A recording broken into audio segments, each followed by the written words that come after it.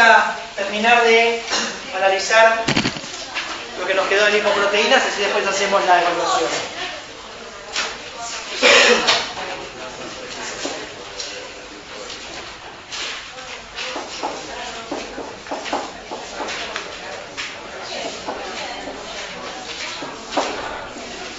¿Se acuerdan que habíamos terminado con la LDL?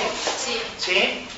La LDL, una lipoproteína rica en colesterol, caracterizada por la ApoB100, ¿sí? Que era reconocida por los receptores ApoB100, los receptores B, en tejidos como el hígado o en tejidos extrahepáticos.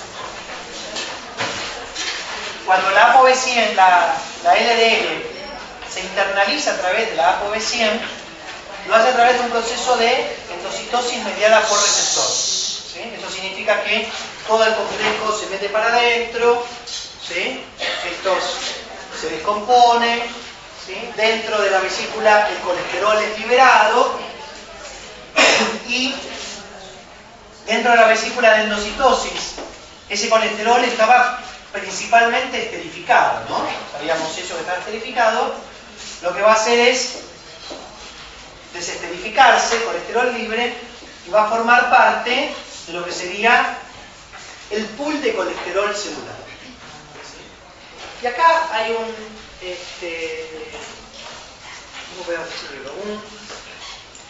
una serie de mecanismos indispensables para mantener la homeostasis del colesterol celular. ¿Sí? ¿Por qué?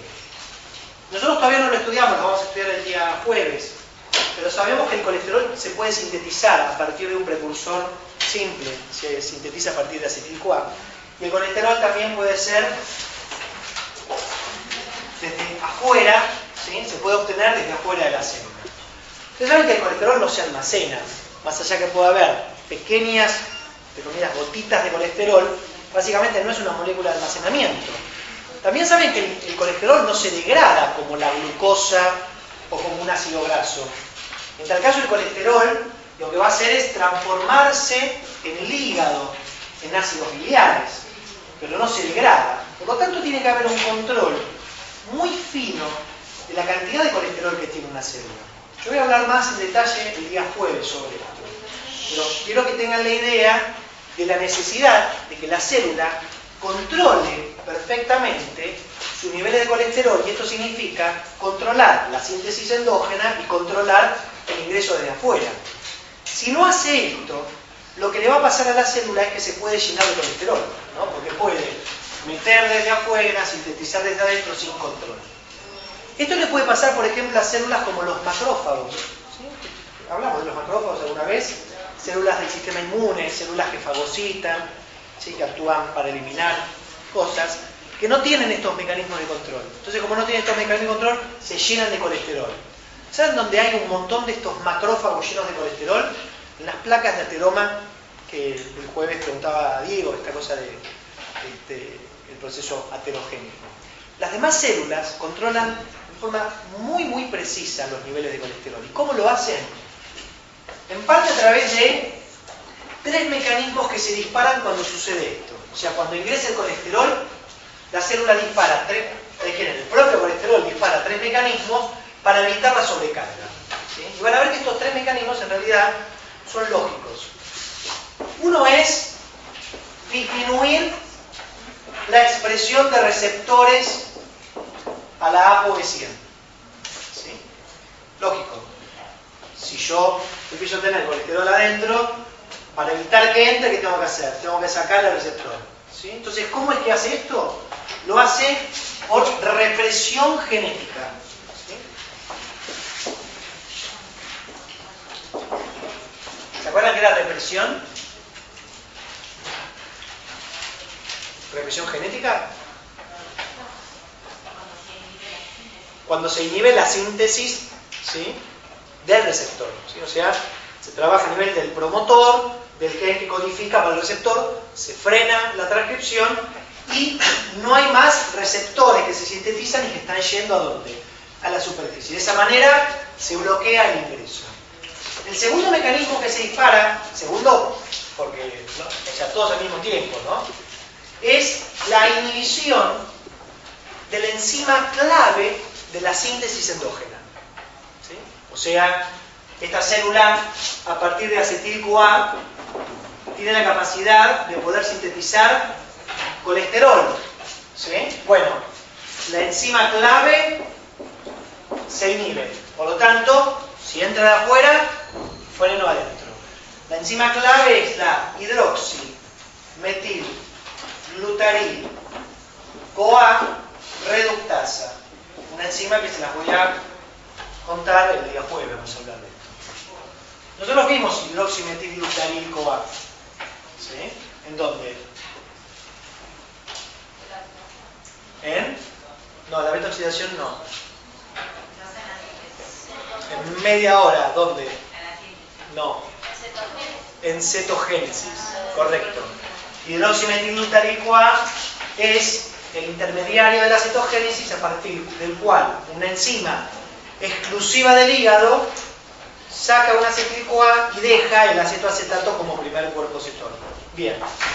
Inhibir la enzima clave de la síntesis, por lo tanto, ya está, ¿no? No dejo que entre más, no hago que se sintetice nuevo para mantener un nivel de colesterol estable. Y el último de los mecanismos es estimular una enzima que hace que este colesterol que está libre, en realidad pueda ser almacenado como colesterol esterificado. ¿Sí? ¿Correcto? Entonces, que haya una especie de pool muy pequeño, dinámico, de colesterol de uso y colesterol libre y pequeñas gotículas de colesterol esterificado como una especie de almacenamiento, pero mínimo. Así que esa enzima se llama ACAT. ¿Sí? Se llama ACAT porque es la acilcolesterol aciltransferasa. ¿Sí? Transfiere ácidos grasos a la molécula de colesterol. De esa manera, a través de estos tres mecanismos, las células mantienen un nivel de colesterol adecuado de acuerdo a sus requerimientos. ¿Y cuáles son los requerimientos? Van a depender de las células. Muchas células tienen funciones especializadas a partir de colesterol, ¿no? Por ejemplo, hormonas esteroides. Otras se da para mantener lo que es la fluidez de la membrana. Pero dado que el colesterol no se puede degradar, ¿sí? El último concepto importante a tener en cuenta es lo que sobre de este colesterol, ¿a dónde va a ir en esta célula? ¿Te entiende? Entró colesterol, se había sintetizado, los mecanismos homeostáticos funcionaron y acá tengo colesterol. ¿Sí? ¿Cómo se saca de encima a la célula el colesterol que le sobra? O sea que no hay un mecanismo de degradación de colesterol. Esto es muy importante porque es un problema más bien químico. Nosotros tenemos la incapacidad de romper el ciclo pentano que digo que era entreno. Romperlo en múltiples pedazos. ¿Sí? Entonces, todo lo que sea derivado de colesterol, en realidad es modificado químicamente, pero va a ser eliminado básicamente en su estructura original. Entonces, indudablemente, la única forma que tiene toda célula para poder eliminar el colesterol que tenga en exceso, ¿sí? Por su mecanismo, tiene que ver con sacarse de encima el colesterol. ¿Sí? Y es por eso que tenemos que hablar de las HDL. Yo después, el jueves vamos a hablar un poquito más de esto. ¿Sí? Oh, ¿se entendió estos tres puntos? ¿Sí? Son súper importantes.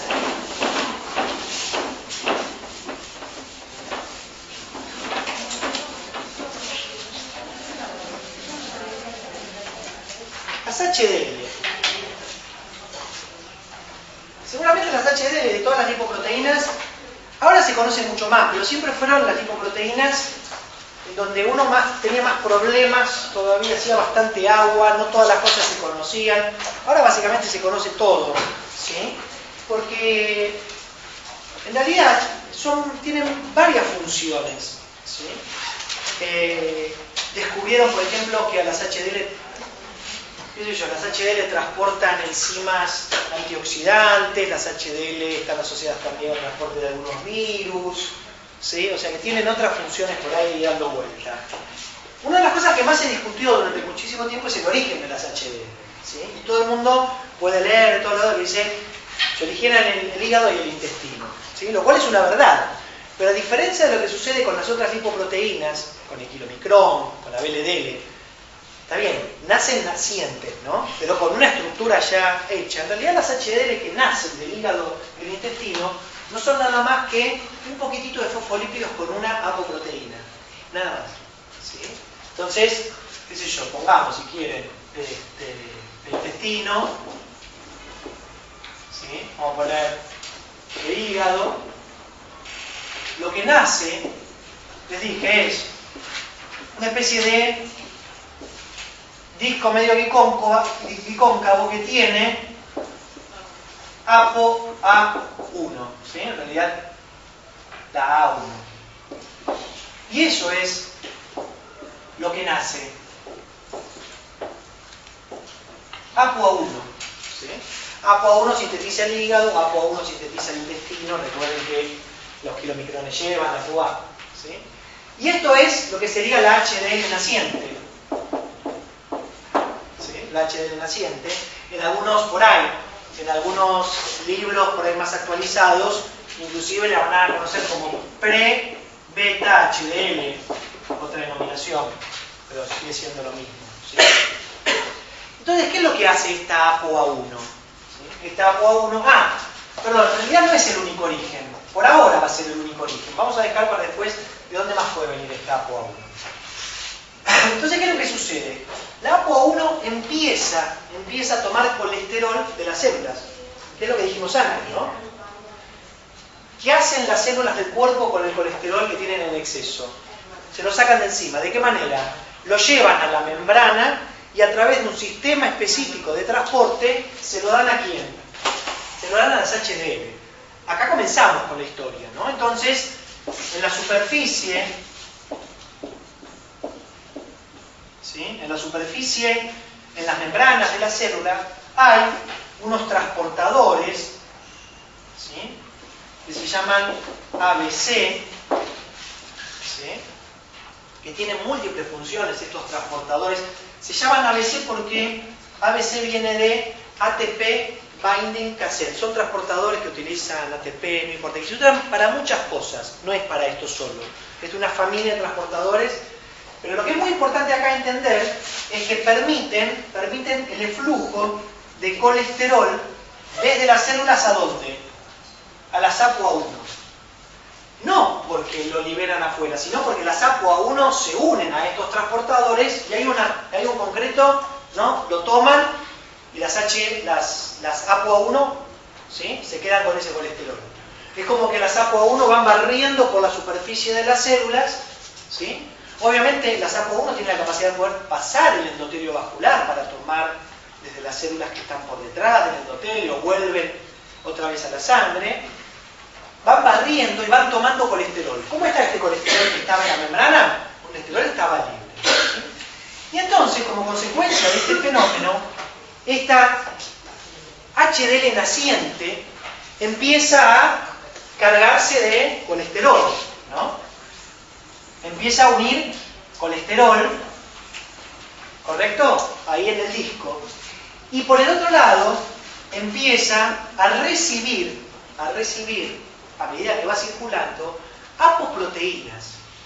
Va recibiendo ApoC2, ApoC3, ApoE, ApoA2, ApoA3, ¿sí? Recibe LCAT, ¿sí? Recibe la proteína de transporte de colesterol. Todo esto lo va recibiendo, ¿sí? Y se va incorporando a este disco que por el otro lado va tomando colesterol ¿desde dónde? Desde la superficie de las células. ¿Cuál es el resultado? Como consecuencia de la actividad de la LCAT, la lecitina colesterol aciltransferasa, todo este colesterol libre que fue incorporando de las células se esterifica y se va a empezar a meter adentro de ese disquito bicóncavo. Y entonces la HDL que nació, ¿sí?, de alguna manera como una cosa plana, se empieza a llenar. ¿Llenar de qué? Llenar de colesterol. Y así va a dar origen a una lipoproteína ya esférica, característica como las otras, muy rica en colesterol, obviamente el de adentro siempre es esterificado, y que en su superficie va a tener todas las apoproteínas que hemos comentado, ¿no? ApoA1, ApoA2, qué sé yo, ApoE, ¿sí? Obviamente tiene la LCAT, ¿sí? De hecho, la ApoA2, la ApoA1 estimulan a la LCAT, son los moduladores alostéricos de la LCAT. A esta HDL, ¿sí?, que es el resultado de este proceso en combinado, ¿no? O sea, tomar las apoproteínas, tomar estas enzimas en particular y empezar a limpiar las membranas de colesterol, da origen a una HDL que se llama HDL3. HDL3, ¿la vieron? ¿Nunca? ¿Hablaron solamente de HDL? Bueno. Esta HDL3 sigue incorporando colesterol desde las membranas y se va a transformar sobre todo en una lipoproteína un poco más cargada. Tiene lo mismo, yo no quiero, es lo mismo, ¿sí? Nada más que ahora pasa a ser 2, ¿sí? Tiene mayor contenido de colesterol esterificado, ¿sí? ¿De dónde sale HDL3? La HDL3 es el resultado del proceso completo en donde la HDL naciente, por un lado toma el colesterol libre y por el otro lado empieza a recibir apoproteínas, entonces se van ubicando, la LCAT esterifica este colesterol, ¿no? Lo esterifica, lo lleva adentro, se infla y ya tenemos una HDL ya madura. En este caso la primera de todas se llama HDL3. ¿Sí? La pregunta es: ¿de dónde vienen estas apoproteínas? De otras HDL que le están entregando, así como el HDL le entregaba al kilomicrón o a la VLDL, también está entregando para las nuevas ApoA1 que están siendo sintetizadas. Acá viene un fenómeno que es muy interesante a tener en cuenta, y es la posibilidad de formar una HDL, ¿sí?, llamada HDL es 2, pero es rica en triglicéridos. Es una partícula más pequeña, pero que además de tener colesterol, tiene triglicéridos. El contenido en apoproteínas no lo modifico, es el mismo, ¿sí? No lo estoy cambiando. ¿Y cómo es que esta HDL más pequeña, pero rica en triglicéridos aparece? Aparece como consecuencia de la interacción de esta HDL ¿con quién? Por ejemplo, con los kilomicrones, con las VLDL, ¿sí?, con las lipoproteínas, con IDL también, ricas en triglicéridos. Y entonces lo que sucede en este intercambio es que la HDL le da colesterol a estas lipoproteínas y estas lipoproteínas le dan ¿qué cosa? Triglicéridos. En este intercambio de colesterol y triglicéridos entre estas lipoproteínas interviene la proteína de transporte de colesterol esterificado. ¿Sí? Acá interviene la proteína de transporte de colesterol esterificado. ¿La HDL es como todavía el colesterol está sin esterificado? ¿La 3? No, la 3 acá ya es esférica. Esta está un poco más cargada de colesterol. ¿Sí? Y es más, a ver, para ser un poco más con más detalle, en realidad no sé si todas las apoproteínas aparecen de golpe acá. Por ahí algunas en realidad terminan de colocarse acá, qué sé yo, por ahí C2, C3 empiezan a ponerse acá. ¿Sí? Y entonces así como se forman estas famosas HDL, que son más chiquititas, pero muy ricas en triacilglicéridos, ¿sí?, y que permiten entender que, fíjense, esto es una célula, ¿no? ¿Estamos de acuerdo? El colesterol de las células, ¿sí?, puede ser transportado a través de las HDL, pero puede ser en un principio nuevamente vehiculizado a través de kilomicrones, LDL, ¿sí?, o LDL, puede llegar también a la... Este es un posible destino de estas HDL. El otro posible destino es que vuelva otra vez a ser HDL3. ¿Sí? Vuelve otra vez a ser HDL3 en una especie de circuito, ¿sí?, en una especie de circuito en donde la HDL2, yo en realidad lo vuelvo a poner por acá, porque si no, vamos a hacer el otro lóbulo hepático, ¿sí? Ahí está. Lo último es hacemos el otro lóbulo hepático. En el hígado hay una serie de receptores, ¿sí?, unos receptores que se llaman receptores scavengers, receptores basureros, ¿sí? Durante mucho tiempo se pensó que esta cosa de basurero, en realidad no es que sean basureros, pero bueno, le quedó esa denominación. Hacen lo siguiente: la HDL se une a este receptor, pero el receptor no la incluye, sino que el receptor lo que hace es toma colesterol, ¿sí? Y entonces parte de ese colesterol queda al hígado y lo que me queda va a ser HDL3, ¿entiende? Descarga colesterol, ¿sí? Claro, la HDL2 va, ¿sí?, llega al hígado, descarga un poco de colesterol y en realidad en esa descarga vuelve a hacer otra vez HDL3, ¿sí? Entonces genera una especie de circuito, ¿sí?, de reconstitución de HDL3, ¿sí?, descargando colesterol a través de estos receptores de tipo scavenger. Y también, ojo, esto también es relativamente nuevo, se supone que son receptores para ApoA, ¿sí? Hay receptores que toman la HDL2 y directamente la internalizan, ¿sí? O sea que el hígado saca del medio directamente a la HDL, ¿correcto? O sea que hay varias alternativas, fíjense. Una es convertirse en una HDL rica en triglicéridos. Ahora vamos a ver qué le pasa a esto. La otra es descargar un poco de colesterol en el hígado y seguir su paso porque vuelve a ser 3. Y la otra es que en realidad sean internalizadas por un receptor, que se supone que es un receptor para ApoA, ¿sí?, o para ApoA o para ApoE, pero diferente al de los otros, que internaliza y nada, el hígado hace lo que quiere hacer. La pregunta es, con este colesterol que ahora llega al hígado, ¿sí?, ¿qué sucede? Exactamente, este colesterol puede ser redistribuido en lipoproteínas, ¿sí?, puede ir a VLDLs o puede ir a sales ácidos biliares, ¿sí?, cosa que vamos a ver el día jueves. Estas HDL ricas en triglicéridos, ¿sí?, van a ser metabolizadas por la lipasa hepática. ¿Se acuerdan de la lipasa hepática? ¿Sí? Era la lipoproteína lipasa 2 o lipasa hepática, que se encontraba ¿dónde?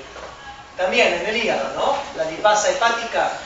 ¿Sí? Entonces, cuando la lipasa hepática actúe sobre las HDL2 ricas en triglicéridos, lo que va a ocurrir es la degradación de los triglicéridos, y esta también formará parte, por un lado, de nuevo, podrá formar parte de reconstituir HDL3, pero muy importante es que a través de la lipasa hepática se sabe que se libera, ¿sí?, lo que serían los precursores de las HDL, ¿no? La desarma. Sí, se desarma y salen fragmentos que también van a dar origen al HDL naciente. Perdón, ¿eso te lo pasa con la HDL? Con la HDL, básicamente con la HDL. Con la HDL y la lipasa hepática, sí. Degrada los triglicéridos, sí, los triglicéridos.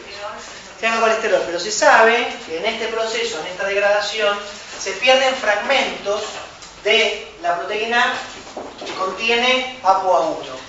Y estos fragmentos que contienen ApoA1 terminan siendo también, en realidad, HDL nacientes. O sea que el origen de la HDL no es solamente a nivel intestinal, obviamente a nivel del hígado, sino que también viene por descomposición de este circuito de HDL, ¿sí? Se van generando, ¿correcto? Creo que el dato más relevante respecto de este proceso y que involucra a las HDL2 tiene que ver con la patología. Y es la siguiente. Vieron que siempre hubo una referencia clara entre la hipercolesterolemia y el proceso aterogénico. O sea, hipercolesterolemia y aterosclerosis. Bueno, a través de esto queda demostrado que las hipertrigliceridemias también están asociados a los procesos aterogénicos, cosa que antes no era tan claro. Y les cuento por qué. Este es un dato que es muy interesante. Cuando hay un aumento de triglicéridos, ¿estamos de acuerdo? Aumentan estas lipoproteínas, ¿sí? No importa cuál sea la causa. No importa cuál sea la causa, van a aumentar estas lipoproteínas. Por lo tanto, este intercambio, ¿sí? Este intercambio va a ser muy importante. Va a haber una carga muy importante de estas HDL rica en triglicéridos. Y lo que se sabe es que cuando hay hipertrigliceridemias, la actividad en la lipasa hepática es muy fuerte, hay mucha degradación de HDL más que reciclaje, mucha degradación, y se pierde mucha ApoA1 por orina. ¿Cuál es el problema de no tener un buen suministro de ApoA1? No voy a poder hacer HDL nuevas. Y entonces, mirando el esquema, ¿cuál es la función del HDL?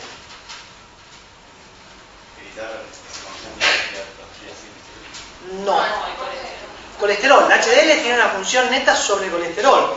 La HDL lo que hace es lo que se define como el transporte reverso. Toma colesterol desde las células y lo lleva ¿hacia dónde? Hacia el hígado, para que el hígado lo elimine. Por eso el transporte reverso. Sin HDL me quedo sin lipoproteína que elimina el colesterol que se estaría depositando ¿dónde? En las células. ¿Sí? La presencia de triglicéridos modifica el metabolismo normal de las HDL. Y sin HDL tengo aterosclerosis. Por eso que, ojo, que ahora no solo el colesterol, sino también los triglicéridos están asociados a los procesos aterogénicos. Y eso no es tan viejo, ¿eh? Eso es relativamente nuevo, esta asociación. Porque antes la gente decía, no, yo tengo hipertrigliceridemia, no pasa nada. En realidad, no es por eso. ¿Sí? Gustavo, dijiste que tenía tres caminos la HDL2, la de más o menos. HDL2 triglicéridos. Sí, porque tenemos la HDL2 puede proseguir a una HDL rica en triglicéridos a través del intercambio con lipoproteínas ricas en triglicéridos. Puede reciclarse directamente a HDL3 a través de estos receptores tipo scavenger, ¿sí? Que son los que descargan colesterol. Y por el otro lado, lo que puede hacer es ser internalizado en forma directa a través de unos receptores específicos. ¿Sí? No sé si saben, pero las mujeres tienen niveles de HDL superiores en la edad fértil a los hombres. ¿Sí? Por eso es que las mujeres durante la etapa fértil tienen, de una manera, un factor de protección frente a las enfermedades cardiovasculares. ¿Sí? Lo que sucede ahora es que las mujeres adoptan otros factores de riesgo, entonces está bien, la hipercolesterolemia no está, pero hay otros factores de riesgo como es el sedentarismo, el tabaquismo, la obesidad, la hipertensión, diabetes. ¿Sí? Entonces está bien, falta uno, pero sumó varios más. Pero la mujer en edad fértil está mucho más protegida a los infartos y a los accidentes cerebrovasculares que el hombre. En menopausia, ahora sí, la mujer empieza a tener los mismos valores de incidencia que los hombres. Indudablemente en este tipo de cosas queda claro que son las hormonas masculinas o femeninas los que definen claramente la diferencia. Se sabe que los estrógenos, una de las cosas que hacen es potencian enormemente la síntesis de ApoA1. Lo cual es lógico, ¿no? Si se sintetiza más ApoA1, tengo más HDL. Y si tengo más HDL, tengo mejores mecanismos de eliminación del colesterol que sobra. Entonces la relación HDL-LDL está muy a favor del HDL. Y eso es un reflejo antiatelogénico claro. Mientras que en el hombre, ¿sí?, como consecuencia de que no hay este fenómeno, la relación está más tirada hacia la LDL. Las HDL están relativamente bajas, ni pensemos en sumar otros factores de riesgo, ¿sí? Esa es la razón. También por ahí van a leer que durante bastante tiempo se pensó que los estrógenos favorecían el circuito hacia las HDL3, o sea, favorecían este reciclaje. Puede ser también, ¿sí?, que los estrógenos tengan una actividad importante en mantener niveles muy importantes de HDL3 para que siga el proceso de limpieza, ¿sí? Entonces, de alguna manera ahora queda claro la participación de las HDL en el metabolismo de las lipoproteínas. Fíjense, por un lado tiene esa función de transporte reverso de colesterol, ¿sí?, desde los tejidos hacia el hígado. ¿Puede el HDL dejar colesterol en algún tejido? Sí, también puede dejar en algún tejido. Puede dejar en el ovario, puede llegar a dejar en suprarrenales. Pero si uno hace la sumatoria total, lo que ve es el flujo desde los tejidos hacia el hígado. Después vimos que las HDL eran indispensables para el metabolismo de las otras lipoproteínas porque cedían ¿qué cosa? Cedían las apoproteínas, ¿no? ApoC2, ApoC3, ApoE. ¿Sí? Y por el otro lado, lo que vemos es que las HDL son muy importantes porque no solo se conectan con las lipoproteínas a través de las APO, sino porque hay una transferencia concreta de lípidos de las HDL hacia estas lipoproteínas y los triglicéridos hacia las HDL. ¿Sí?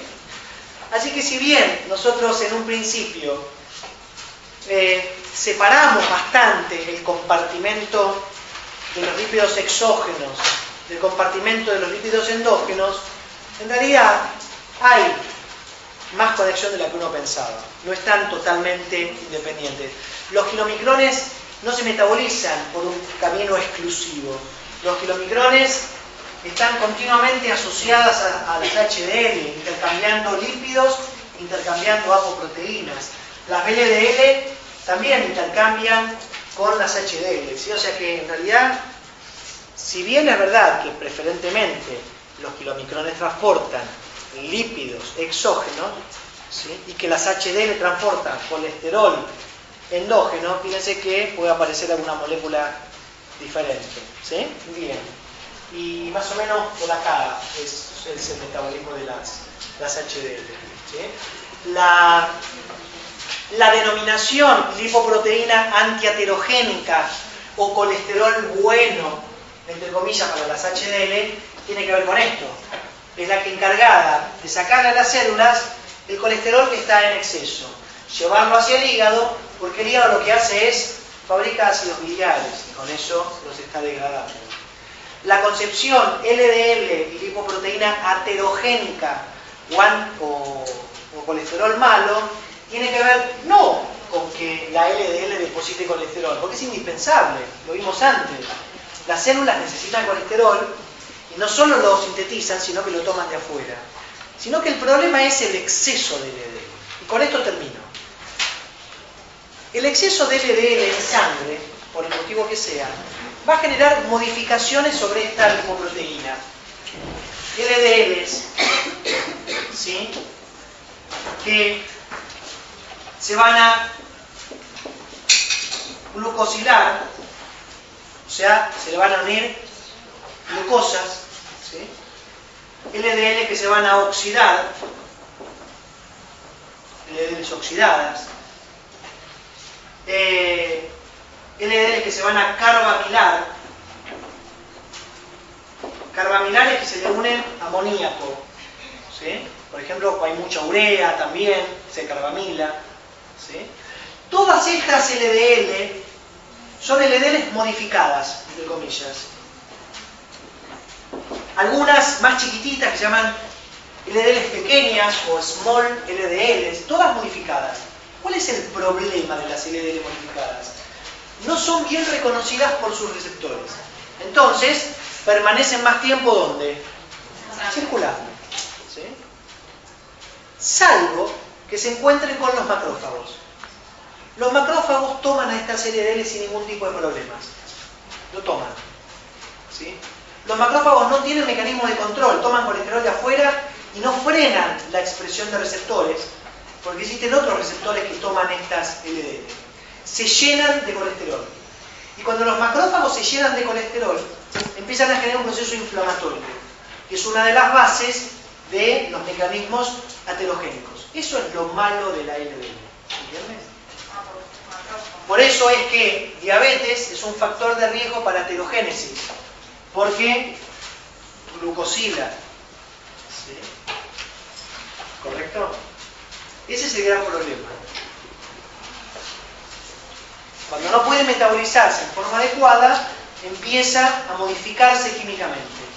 Y en esa modificación deja de ser reconocida por los tejidos normales y empieza a jugar. Es más, se saben que estas LDL modificadas son un factor tóxico para el endotelio vascular y además factores proinflamatorios. Y esa es, de alguna manera, la relación entre colesterol, LDL y aterogénesis. Eso es lo malo del colesterol. ¿Sí? Y por si... Bueno, yo el día jueves lo que quiero es demostrarles que comer colesterol no es el factor que define tener hipercolesterolemia, pero claramente vamos a tratar de romper el mito, pero de mil pedazos, ¿sí? Para que todo el mundo pueda seguir comiendo huevo tranquilo, ¿no? No se alarme. Puede haber enfermedades, ¿sí?, relacionadas con una falla en cada uno de los lugares donde nosotros vimos que ocurre un proceso metabólico de las lipoproteínas. Quizá una de las enfermedades más conocidas respecto de esto es la hipercolesterolemia familiar. ¿Escucharon hablar de la hipercolesterolemia familiar? La hipercolesterolemia familiar es una enfermedad genética que se da por dos razones. O porque falla la ApoA1, no hay ApoA1, o porque fallan los receptores a ApoB100, o porque fallan los receptores para LDL. Si un individuo no tiene receptores para LDL, ¿a dónde van a estar las LDL? En sangre. Esta enfermedad se da en forma homocigota o heterocigota. En forma homocigota la incidencia está en 1 en 1 millón. ¿Sí?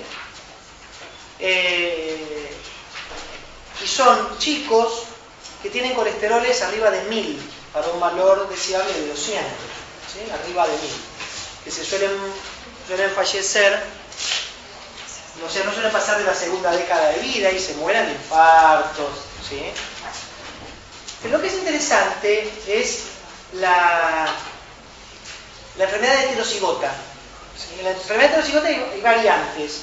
Variantes donde hay un alelo que no funciona, el otro sí, entonces tenemos el 50% de receptores, o porque tiene, no importa cuál, pero heterocigota.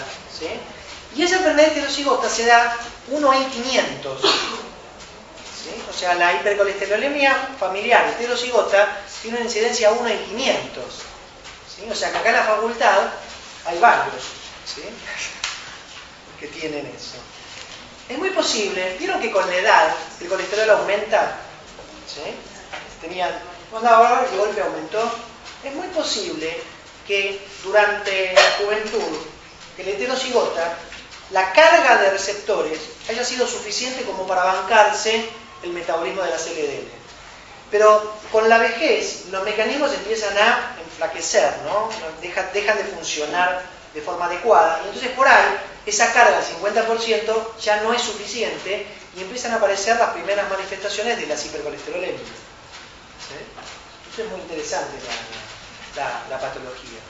Así que el jueves vamos a hablar del metabolismo de colesterol y vamos a reflotar algunas de estas cosas que estuvimos viendo hoy. Inclusive si quieren hablamos, por ahí lo podemos mencionar, de cuáles son los medicamentos que se usan para controlar el colesterol. Y podemos hablar de si la dieta, en realidad lo hablamos de pasada, ¿no? Esto, el tema de la dieta, cómo modificando en la dieta modificamos los niveles de colesterol. Sí, pero dijimos que modificábamos, no la cantidad de colesterol, sino que modificábamos en realidad la calidad, ¿sí?, de las grasas que se consumían. ¿Sí? Bueno, eso es un punto más a favor, que no es el colesterol el culpable, ¿sí? Cuantitativamente, que hay otros culpables. Bueno, nada, acomodarse para demostrar sapiencia.